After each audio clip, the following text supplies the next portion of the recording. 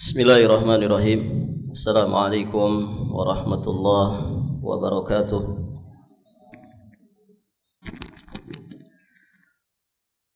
Alhamdulillah hamdan yaliqu bi jalalihi wa 'azimi sultanih.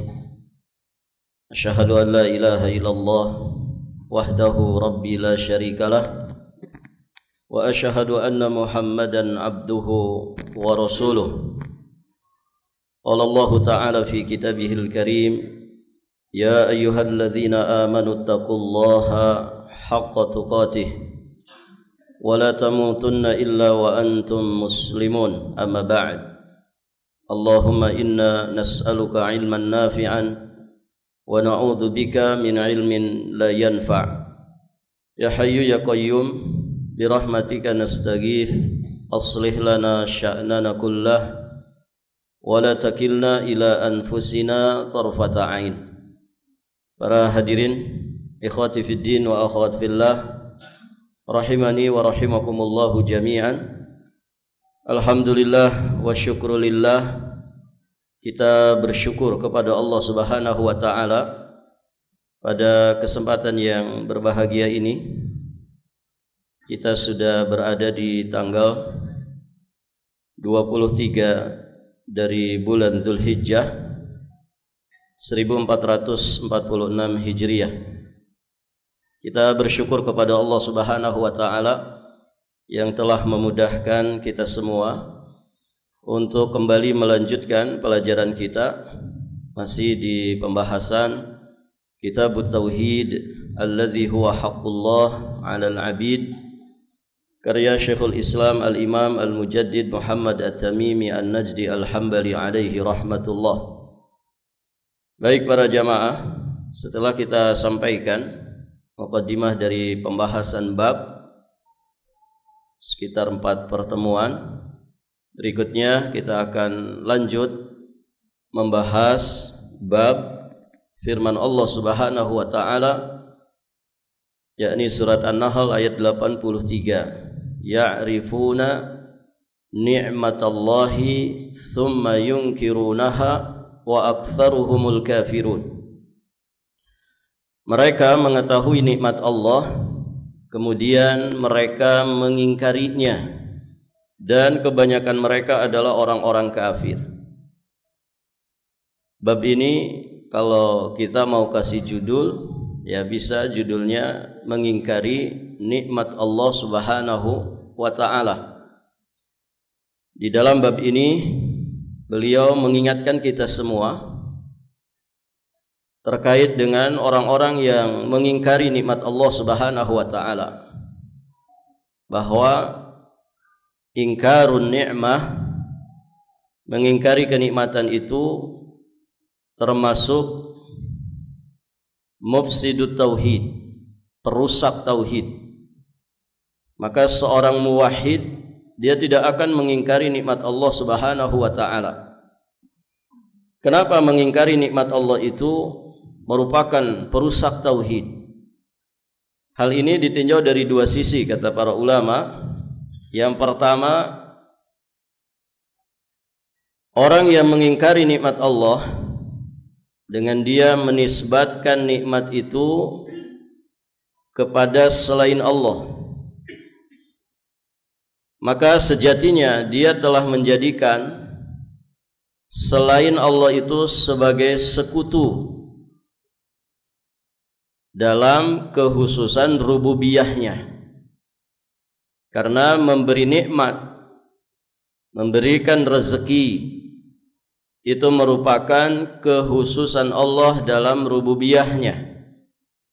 Sehingga ketika ada orang mengingkari bahwa nikmat itu berasal dan bersumber dari Allah Subhanahu wa taala, maka berarti dia telah menjadikan selain Allah tadi sebagai sekutu ya dalam rububiyahnya. Dan jelas ini merupakan cacat di dalam tauhid.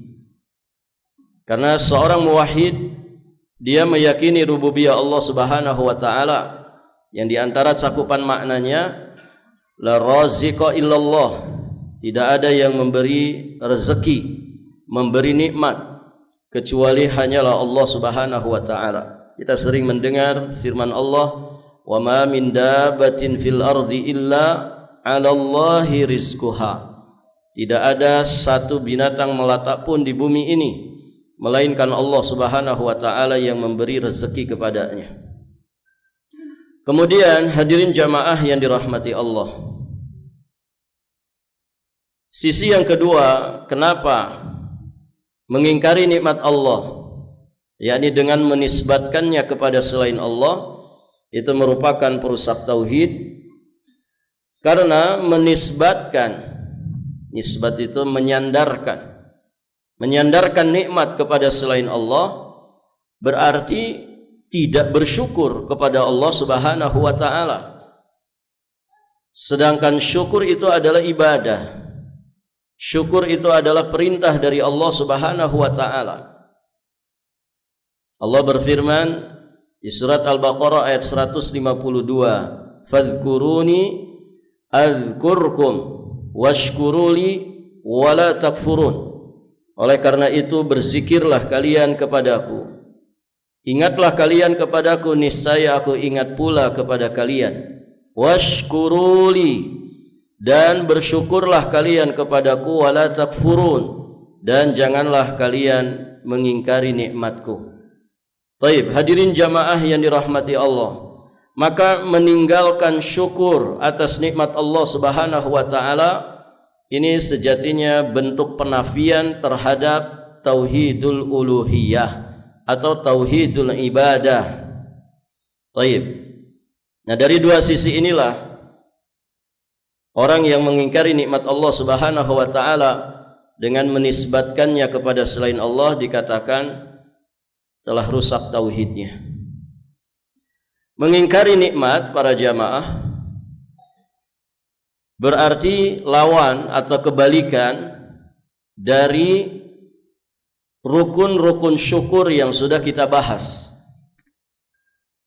Sehingga mengingkari nikmat Allah Subhanahu wa taala itu bisa terjadi pertama dengan hati, kemudian bisa juga dengan lisan, bisa juga dengan tindakan atau amal perbuatan. Ya, sebagaimana rukun syukur, ada syukur dengan hati, ada syukur dengan lisan, ada syukur dengan jawarih, maka mengingkari nikmat pun demikian. Ada orang mengingkari nikmatnya dengan hatinya, dengan lisannya, dan juga dengan perbuatannya. Baik, hadirin jamaah yang dirahmati Allah. Nah, di sini di firman Allah Subhanahu wa taala surat An-Nahl ayat yang ke-83, Allah Subhanahu wa taala mengingatkan, ya'rifuna ni'matallah thumma yunkirunaha wa aktsaruhumul kafirun.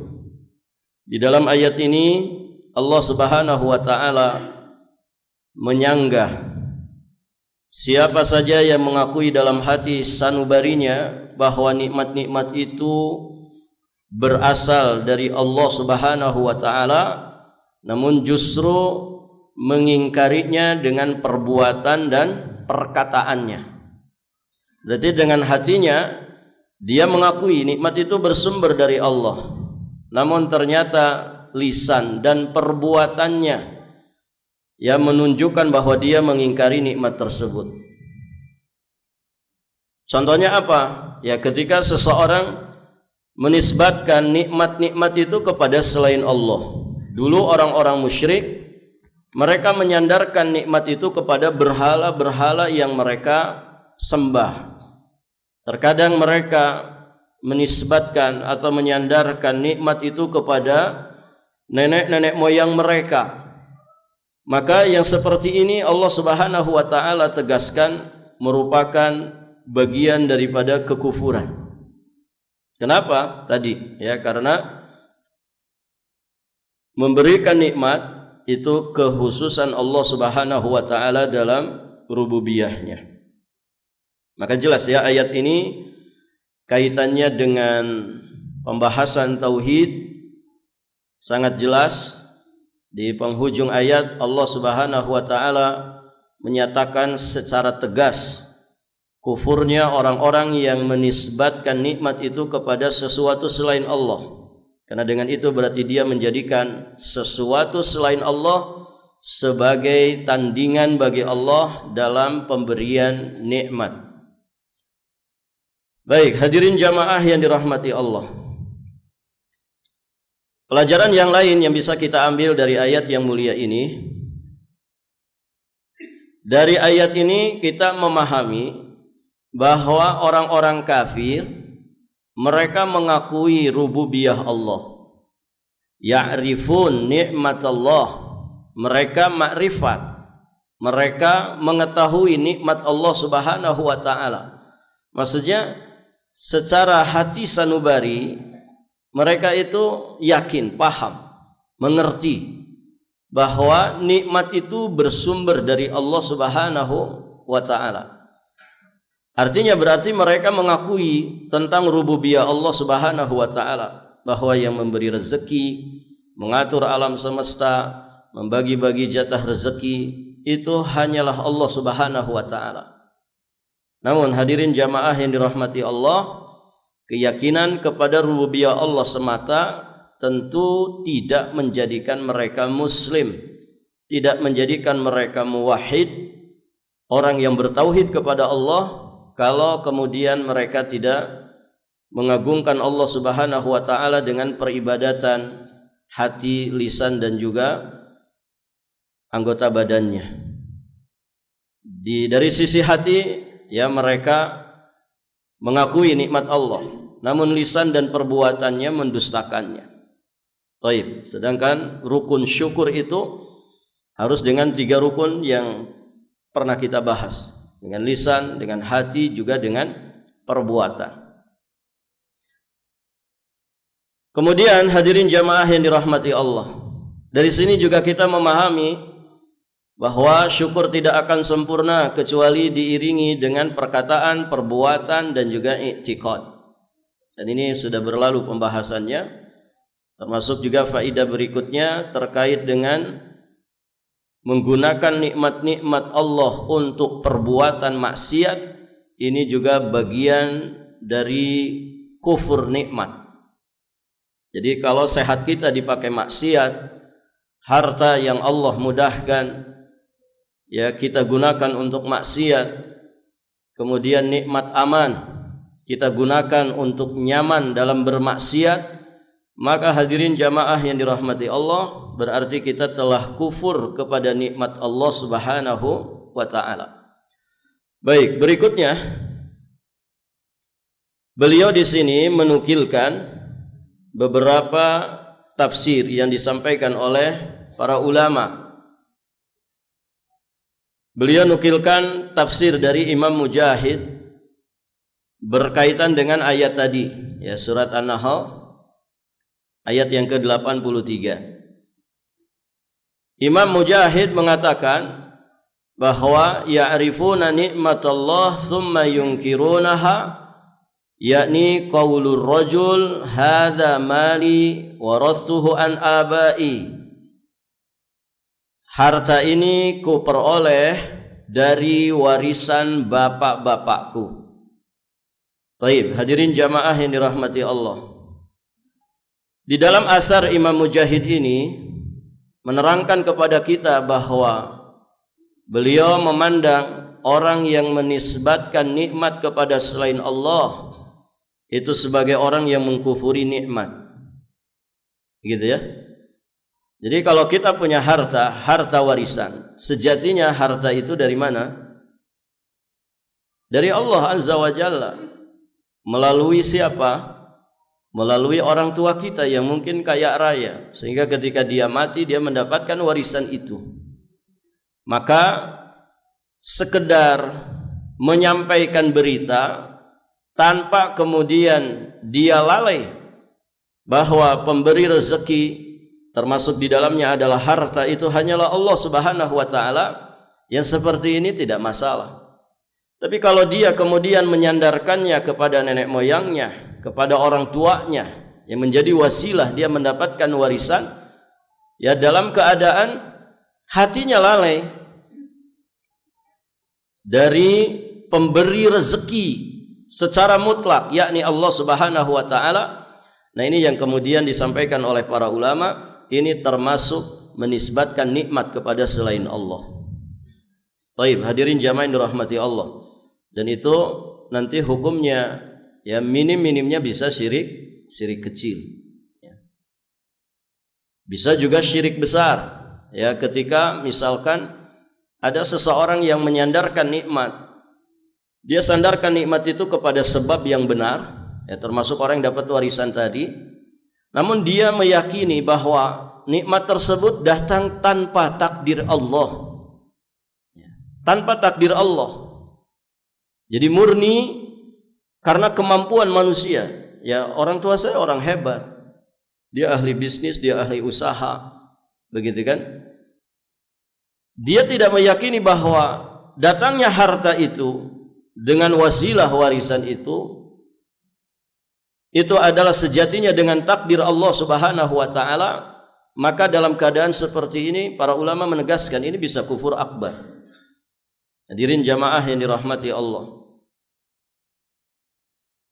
Bisa juga syirik besar ketika misalkan ada orang menisbatkan nikmat kepada sabab yang tidak jelas, sabab yang tersembunyi, yang sejatinya tidak berpengaruh sama sekali.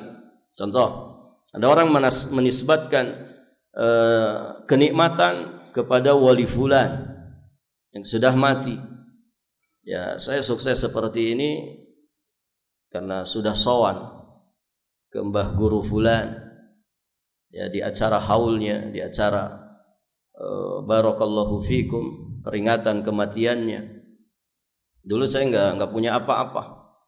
Maka keberadaan saya seperti saat ini, kesuksesan yang saya dapatkan ini karena barokah, ya, wali fulan, Mbah fulan. Dia sandarkan nikmat itu kepada wali, kepada orang yang sudah mati. Apa kaitannya, ikhwan? Orang yang sudah mati ya dengan rezeki. Tidak ada kaitannya. Dia sandarkan, dia nisbatkan nikmat itu kepada sebab yang tersembunyi. Nah, orang yang meyakini ya dengan keyakinan seperti itu, keadaannya seperti itu, maka bisa terjatuh ke dalam syirkun akbar. Orang menyandarkan nikmat itu kepada sebab yang benar dalam keadaan hatinya lalai bahwa sumber nikmat itu hanya datang dari Allah Subhanahu wa taala, ini bisa syirik kecil, apalagi yang tadi. Maka di sini menjadi peringatan bagi kita. Ya, saat kita mendapatkan nikmat Allah Subhanahu wa taala, hati-hati dengan lisan kita. Jangan sampai kita nisbatkan nikmat ini kepada selain Allah. Jangan sampai kita nisbatkan nikmat ini kepada selain Allah. Sampaikan, alhamdulillah, ini rezeki dari Allah. Ini anugerah nikmat dari Allah Subhanahu wa taala yang melalui fulan bin fulan. Yang seperti ini tidak ada masalah. Melalui wasilah ini dan itu. Tentu ya sabab yang benar, ya bukan sabab yang tersembunyi, bukan sabab yang tidak ada kaitannya sama sekali. Baik, para jamaah yang dirahmati Allah. Berikutnya, beliau nukilkan juga penjelasan dari Aun bin Abdullah, di mana beliau menafsirkan ayat ini, ya'rifuna ni'matallah thumma yunkirunaha. Beliau sampaikan yakni ucapan mereka, laula fulan lam yakun kadza, sekiranya bukan karena si fulan niscaya tidak akan terjadi seperti ini. Seandainya bukan karena, sekiranya bukan karena si fulan niscaya tidak akan terjadi seperti ini. Kalimat ini sering gak diucapkan para jamaah? Untung ada ente. Ini kalau nggak ada ente, celaka saya.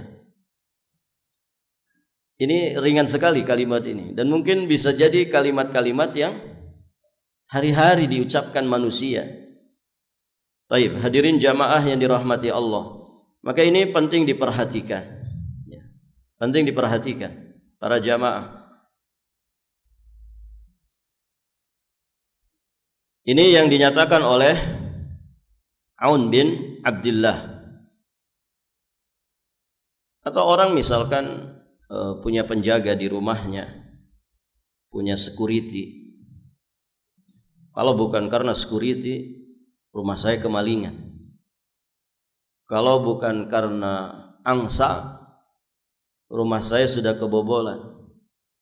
Laulal kalb, kalau bukan karena anjing saya, ya rumah saya sudah kebobolan maling. Ini bisa terjadi. Ada athar dari Abdullah bin Abbas radhiyallahu taala anhuma ketika juga mengomentari ayat tadi, beliau menyampaikan inna ahadahum yusyrik hatta yusyrika bikalbih.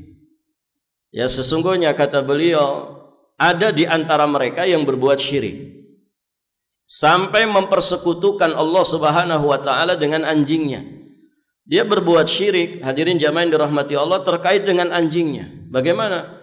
Dia mengatakan fayaqulu laulal kalb lasurikna lailah. Kalaulah bukan karena anjing itu, niscaya kita sudah kecurian semalam. Berarti dia sandarkan selamatnya dia dari pencurian kepada siapa? Kepada anjing yang menjaga rumahnya, atau mungkin kepada angsa yang menjaga rumahnya. Angsa kan bisa dipakai jaga rumah tidak?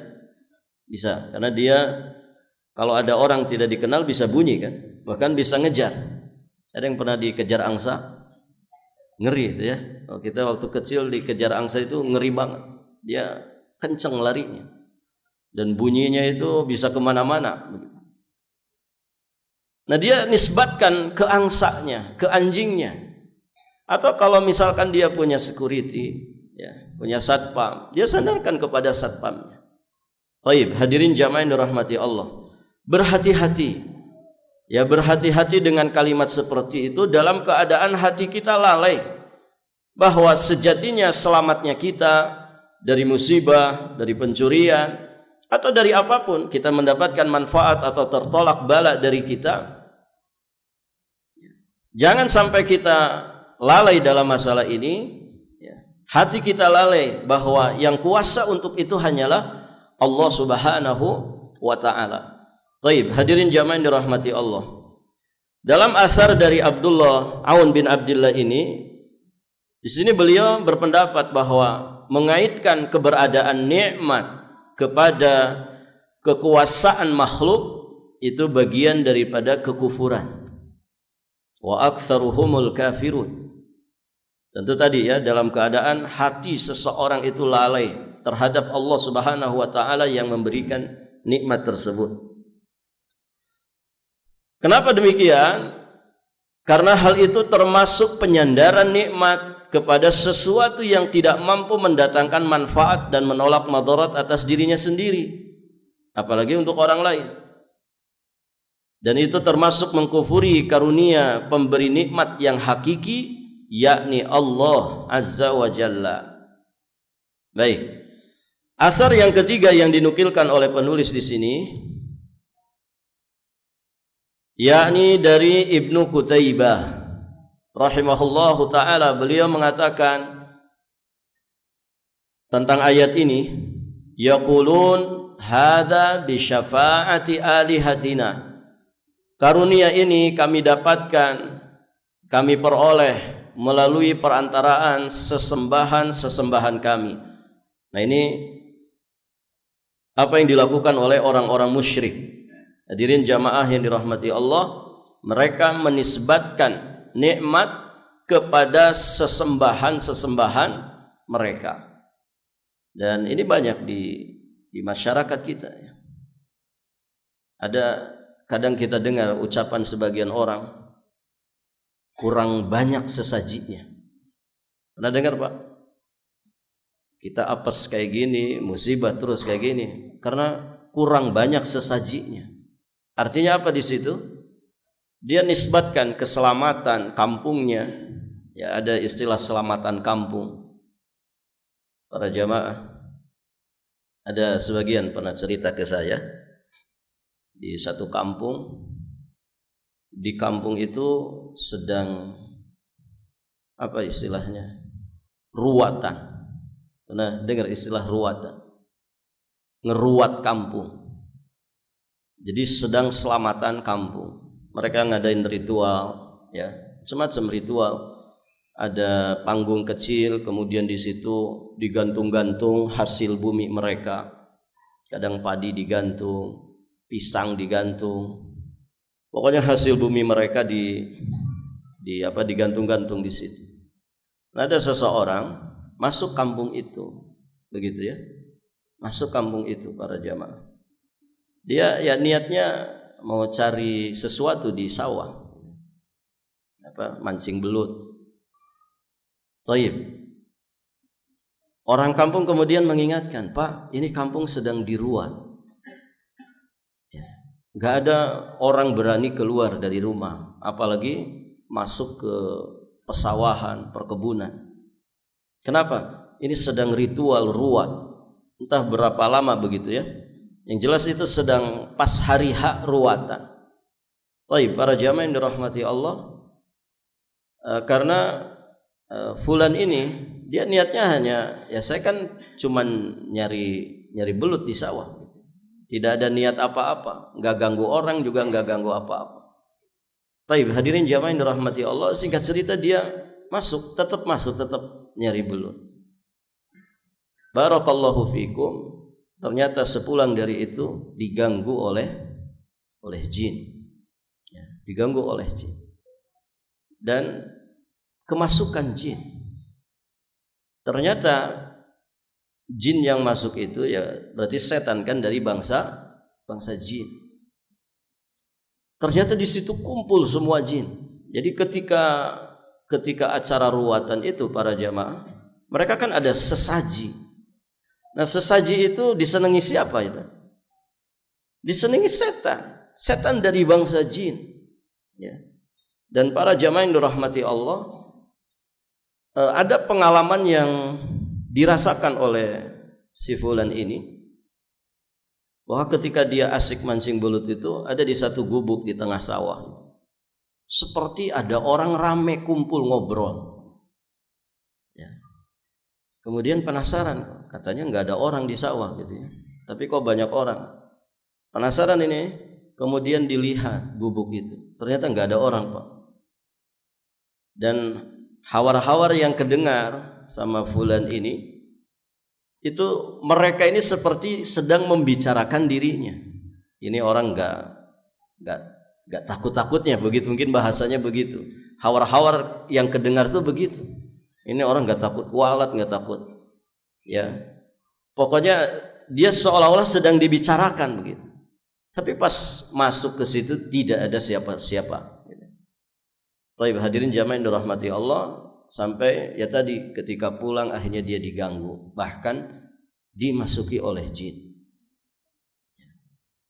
Artinya apa di sini? Ada pelajaran yang bisa kita ambil di situ, bahwa barakallahu fikum, ketika orang itu mengadakan ritual dengan istilah apapun mereka, gitu ya. Terkadang dimasukkan embel-embel agama di situ, ya, sholawatan, selamatan, tawasulan, tabarukan, apapun itu istilahnya. Kalau kemudian mereka menyaji-jajikan sesuatu yang kemudian mereka persembahkan, kira-kira ini persembahan kepada siapa? Persembahan kepada siapa, ikhwan? Ditanam di situ misalkan kepala kebo, ya, atau kalau orang di pinggir laut dilarung, ya dihanyutkan kepala kebonya.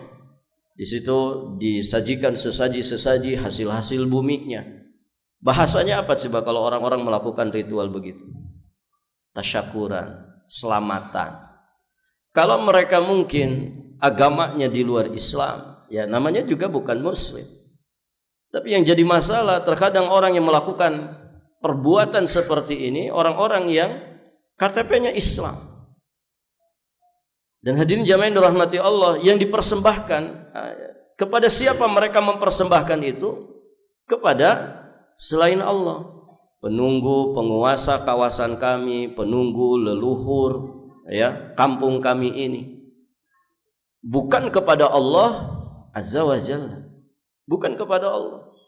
Sehingga ketika mereka terus dilanda dengan paceklik, kekurangan pangan, musibah, bencana, itu keluar kalimat itu. Ini karena sesaji kita kurang maksimal, sesaji kita kurang banyak, kita kurang serius di dalam menyajikan sesuatu. Nas'alullah as-salamah wal afiyah. Lihat bagaimana orang menyandarkan keselamatan kampungnya, keamanan negerinya kepada selain Allah Subhanahu wa taala. Sehingga ritual yang mereka kerjakan sejatinya persembahan kepada selain Allah. Baik, hadirin jamaah yang dirahmati Allah. Ini persis seperti apa yang disampaikan oleh Imam Ibnu Qutaibah tadi, ya, bahwa ya'rifuna nikmatallah tsumma yunkirunaha wa aktsaruhumul kafirun. Itu hadza bi syafaati alihatina. Karunia ini kami dapatkan ya melalui perantaraan sesembahan kami. Jadi kalau bahasa masyarakat kita, ini anugerah dari leluhur kami, dari nenek moyang kami, dari para sesepuh ya kampung ini atau negeri ini yang mungkin sudah tidak ada. Nas'alullah al-'afwa wal afiyah wassalam. Baik, para hadirin jamaah yang dirahmati Allah. Jadi Imam Ibnu Qutaibah di sini menjelaskan bahwa musyrikin, orang-orang musyrik, mereka menisbatkan nikmat-nikmat yang mereka peroleh kepada perantaraan berhala-berhala mereka. Sesembahan-sesembahan selain Allah, siapapun itu.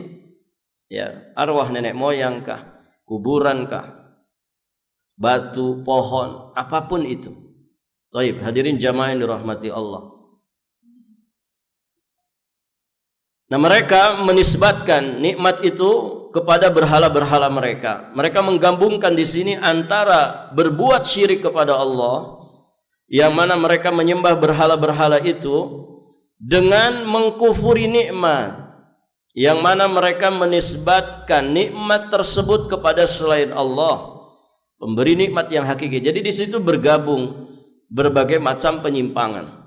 Yang pertama, mereka berarti sudah melakukan peribadatan kepada selain Allah. Yang kedua, mereka mengingkari nikmat Allah Subhanahu wa taala dengan menisbatkan nikmat itu kepada sesembahan-sesembahan mereka selain Allah.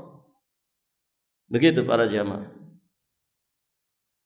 Dan barakallahu fikum, ya, semoga kita dan keluarga kita diselamatkan oleh Allah Subhanahu wa taala ya dari perbuatan-perbuatan semacam ini. Ya, orang-orang yang tidak belajar akidah, tidak belajar tauhid, sangat rawan terjatuh ke dalam permasalahan seperti ini. Ya, banyak sekali hadirin jamaah yang dirahmati Allah. Ya, sebagian masyarakat kita yang kemudian menyandarkan segala sesuatu itu kepada selain Allah. Ada orang celaka, oh ini gara-gara bulan Suro. Boleh nggak begitu? Nggak boleh para jamaah. Apa salahnya bulan? Oh ini hari apes. Dia menyalahkan hari. Giliran dia dapat untung, ya juga dinisbatkannya kepada selain Allah. Ada yang menisbatkannya kepada kemampuan dirinya. Ya siapa dulu saya? Orang model saya ini ya pantas lah, gitu ya. Kalau digaji 1 bulan 50 juta, 100 juta, gitu ya. Barakallahu fikum. Ada yang menisbatkannya kepada nenek moyangnya. Ya saya kaya seperti ini ya warisan orang tua saya yang hebat-hebat di dunia bisnis, di dunia usaha. Ini sering sekali para hadirin jamaah yang dirahmati Allah.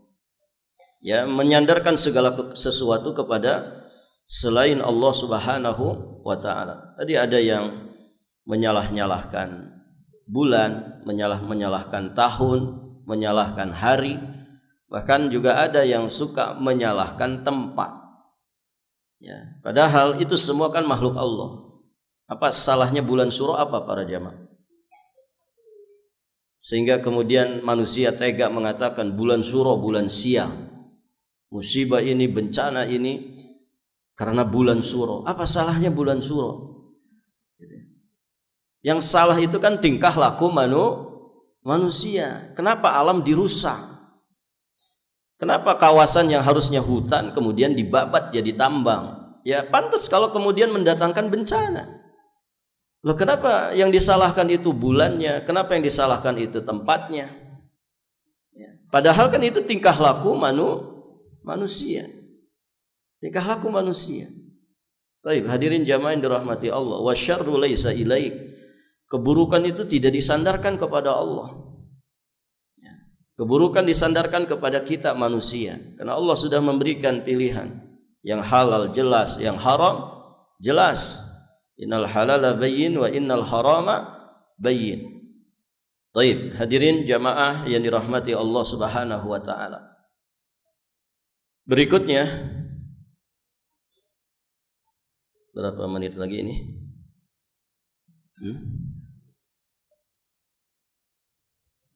Baik. Oh, satu lagi ya, selesaikan aja. Setelah mengupas hadis qudsi yang diriwayatkan oleh Zaid bin Khalid yang berbunyi, asbaha min ibadi mu'minun bi wa kafir. Pagi ini ada di antara hambaku yang beriman kepadaku, ada pula yang kafir. Setelah memaparkan hadis qudsi ini, Abul Abbas yakni Syekhul Islam Ibnu Taimiyah alaihi rahmatullah, beliau berkata, hal seperti ini banyak disebutkan di dalam Al-Quran dan Sunnah.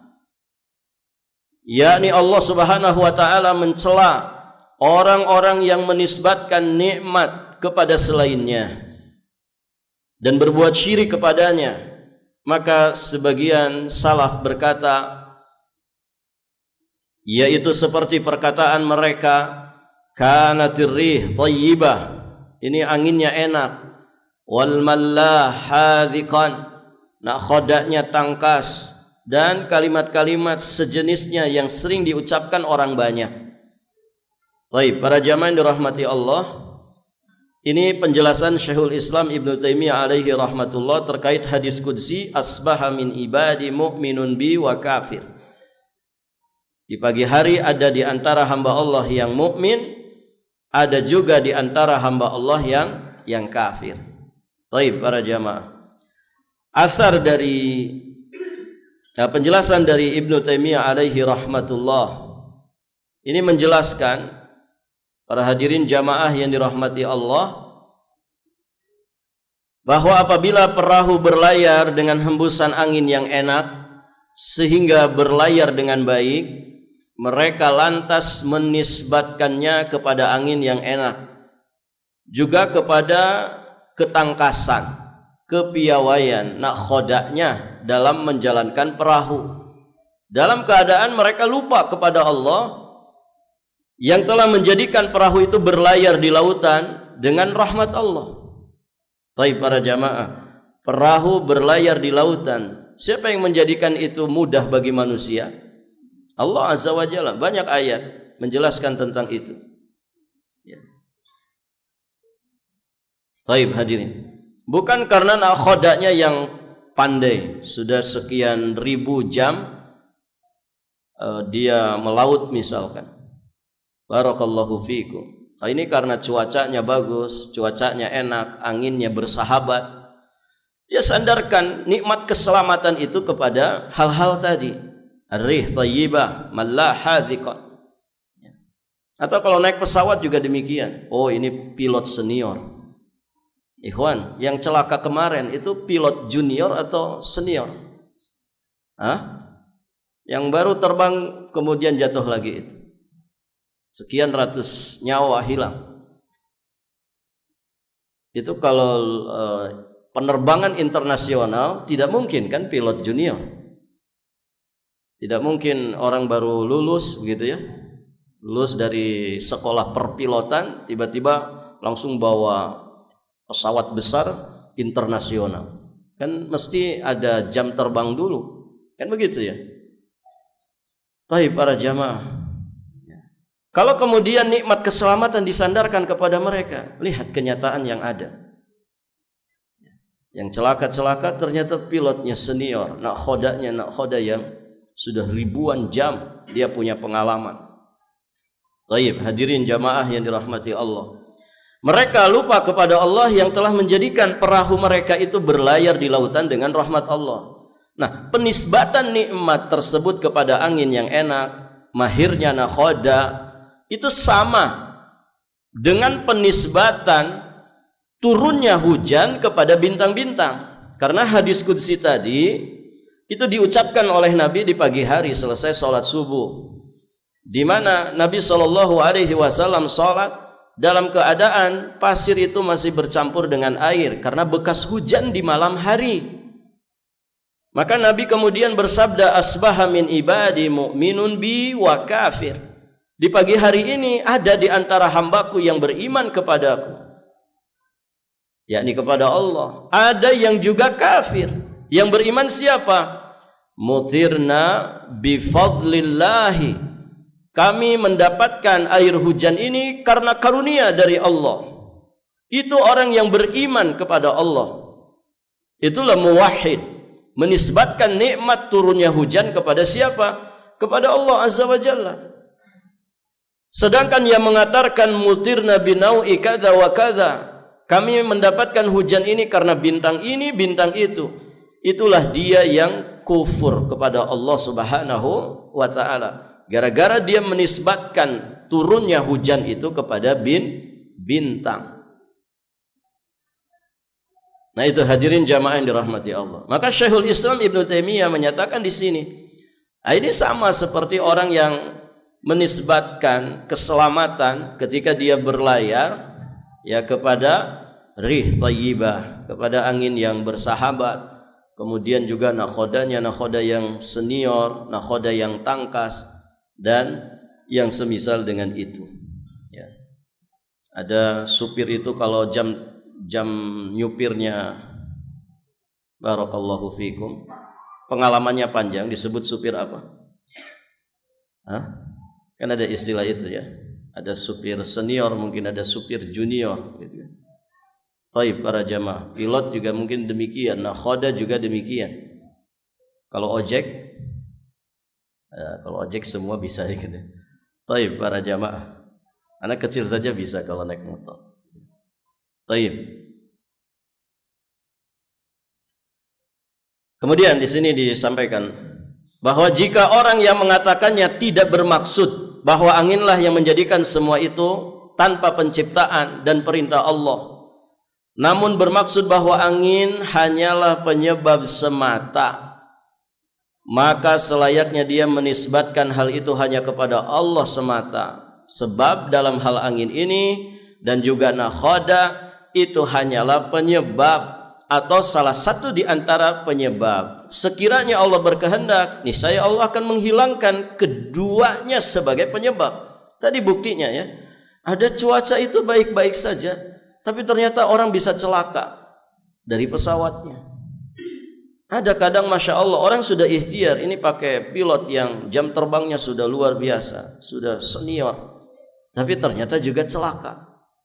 Ada yang milih kendaraannya yang terbaik, dia milih kendaraan yang terbaik, kemudian supirnya yang terbaik. Taib, hadirin jamaah yang dirahmati Allah, ketika Allah berkehendak celaka, bisa celaka. Taib, hadirin jamaah yang dirahmati Allah, maka sandarkan semua kepada Allah. Alhamdulillah, begitu ya. Kita menyandarkan segala sesuatu kepada Allah Subhanahu wa taala. Untuk selanjutnya kita misalkan berterima kasih kepada orang yang membantu kita dengan keahliannya, maka tidak ada masalah ya. Semuanya disandarkan dulu kepada Allah Subhanahu wa taala. Maka tidak selayaknya bagi orang diberi nikmat yang seharusnya dia bersyukur kepada Allah, dia malah melupakan Allah Subhanahu wa taala, zat yang di tangannya lah seluruh kebaikan. Dialah Allah yang maha kuasa atas segala sesuatu ya. Taib, hadirin jamaah yang dirahmati Allah, dia seharusnya menisbatkan nikmat itu hanya kepada Allah ya, jangan kepada selainnya ya.